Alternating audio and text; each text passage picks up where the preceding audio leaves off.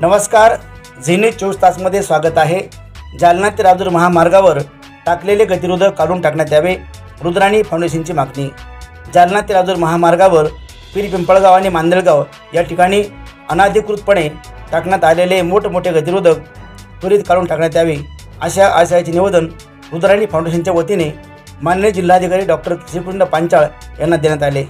या ठिकाणी असलेल्या गतिरोधकामुळे अनेकांचे बळी गेले, तर काही लोक अपंग झाले आहेत, काहींना कायमचे अपंगत्व आले।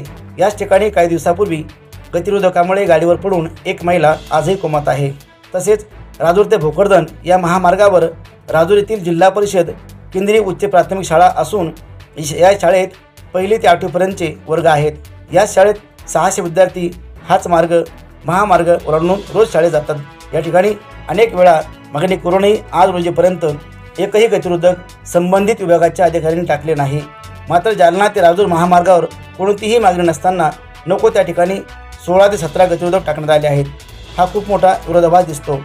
सदरील ठिकाणी टाकण्यात आलेले गतिरोधक 8 दिवसात तात्काळ काढून टाकण्यात यावे, नसता संबंधित विभाग आणि विभागाच्या सर्व अधिकाऱ्यांच्या विरोधात माननीय उच्च न्यायालयात याचिका दाखल करून दाद मागणार असल्याचे माननीय जिल्हाधिकारी यांना दिलेल्या निवेदनात म्हटले आहे। या सर्व प्रकारची माहिती माननीय जिल्हाधिकारी डॉक्टर श्रीकृष्ण पांचाळ हे गंभीर दखल घेतील ही अपेक्षा व्यक्त केली आहे।